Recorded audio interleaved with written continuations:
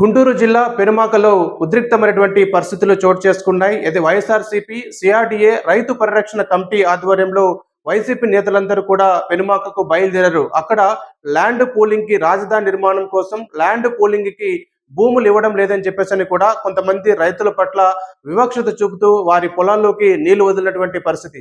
ఈ నేపథ్యంలో కూడా వైఎస్ఆర్సీపీ నేతలు ఆగ్రహం వ్యక్తం చేస్తూ ఆ ప్రాంతానికి వెళ్ళేటువంటి ప్రయత్నం చేయడంతో ఒక్కసారిగా అక్కడ ఉద్రిక్తమైనటువంటి పరిస్థితులు చోటు చేసుకున్నాయి. ముఖ్యంగా అక్కడ ఉన్నటువంటి టీడీపీకి చెందినటువంటి కొంతమంది నాయకులు ఆ ప్రాంతానికి చేరుకోవడం, మాజీ మంత్రులు ఆ ప్రాంతానికి వెళ్లకుండా అడ్డుకునే ప్రయత్నం చేస్తున్నారు. రోడ్డుకు అడ్డంగా బైఠాయించి నేతలను అక్కడికి వెళ్లకుండా అడ్డుకున్నారు. అంతటితో ఆగకుండా పూర్తి స్థాయిలో రాళ్లను తీసుకువచ్చి మాజీ మంత్రుల కార్ల అద్దాలను కూడా ధ్వంసం చేయడంతో ఒక్కసారిగా అక్కడ ఒక ఉద్రిక్తమైనటువంటి వాతావరణం నెలకొంది. గతం నుంచి మనం చూస్తున్నాం, అన్యాయంగా 3 పంటలు పండేటువంటి భూములు అవి. ఈ నేపథ్యంలో రాజధాని అభివృద్ధి కోసం గతంలో కూడా తీసుకున్నారు. ఇంతవరకు ఆ ప్లాట్లు డెవలప్ చేసి ఇస్తామన్నారు. ఇంతవరకు ఇవ్వనటువంటి పరిస్థితులు అక్కడ చోటు చేసుకున్నాయి. మరోపక్క మనం చూసుకుంటే ఇప్పుడు మరికొన్ని ఎకరాలు ల్యాండ్ పూలింగ్ చేయాలని చెప్పి జరుగుతోంది. ఈ క్రమంలో మాకు భూములు ఇవ్వడం ఇష్టం లేదని చెప్పి కొంతమంది రైతులు చెప్పిన నేపథ్యంలో కూడా వారిపైన కక్షగట్టి ఈ రకంగా వారి పొలాల్లోకి నీళ్లు వదిలినటువంటి పరిస్థితులు చోటు చేసుకున్నాయి. ఈ క్రమంలోనే వైఎస్ఆర్సీపీ రైతు పరిరక్షణ కమిటీ ఈ అంశాన్ని సీరియస్ గా తీసుకొని ఆ ప్రాంతానికి వెళ్ళేటువంటి ప్రయత్నం చేస్తుంది. ముఖ్యంగా వారికి ఇష్టం ఉంటే భూములు ఇస్తారు, లేకపోతే లేదు. కానీ ఖచ్చితంగా భూములు ఇవ్వాలి, లేకపోతే ఈ రకంగా చేస్తామని చెప్పేసి కూడా వారి పొలాల్లోకి నీళ్లు పంపడం ఏంటి అని చెప్పేసి కూడా వైసీపీ నేతలు ఆగ్రహం వ్యక్తం చేస్తున్నారు. రాష్ట్ర ప్రభుత్వం ఒక కుట్రపూరితంగా వ్యవహరిస్తోంది. రైతుల పట్ల ఈ విధంగా వ్యవహరించడం ఎంతవరకు కరెక్ట్? స్వచ్ఛందంగా ఎవరైతే భూములు ఇస్తారో వారి భూములు సేకరించి రాజధాని నిర్మించుకోవాలి తప్ప మేము భూములు ఇవ్వము అంటే వారిపైన కక్షగట్టి ఈ రకంగా వారిని వేధింపులకు గురి చేయడం ఎంతవరకు కరెక్ట్ అని చెప్పేసి కూడా మాజీ మంత్రులు ప్రశ్నిస్తున్నారు.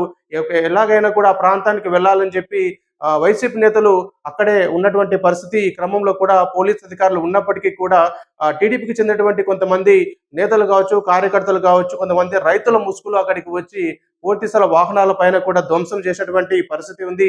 ఇప్పటికైనా పోలీస్ అధికారులు అక్కడ స్పందించాల్సినటువంటి అవసరం ఉంది. పోలీసులు ఉన్నప్పటికీ కూడా దాడులు ఎందుకు జరుగుతున్నాయి, దీని పట్ల ప్రభుత్వం ఎందుకు ఈ విధంగా వ్యవహరిస్తోందని చెప్పేసి కూడా వైఎస్ఆర్సీపీ నేతలు ఆగ్రహం వ్యక్తం చేస్తున్నారు. పూర్తి స్థాయిలో ప్రస్తుతం పెనుమాకలో ఇంకా ఉద్రిక్తమైనటువంటి పరిస్థితులు, ఇన్ని పరిస్థితులు ఉన్నప్పటికీ కూడా ఏమాత్రం మేము వెనుకడుగు వేయం, ఖచ్చితంగా ముందుకు వెళ్తాం, తమను నమ్ముకున్నటువంటి రైతులకు న్యాయం చేసే దిశలో మేము ముందుకు వెళ్తామని చెప్పేసి కూడా ఇటు మాజీ మంత్రులు కూడా వెనక్కి తగ్గకుండా అదే ప్రాంతంలో ఉన్నారు. ఖచ్చితంగా మేము రైతుల కోసం అక్కడికి వెళ్ళాలి అని చెప్తున్న నేపథ్యంలో కూడా ఇటు పోలీస్ అధికారులు కూడా మాజీ మంత్రులను వెనక్కి పంపించేందుకు ప్రయత్నాలు కూడా కొనసాగుతున్నాయి.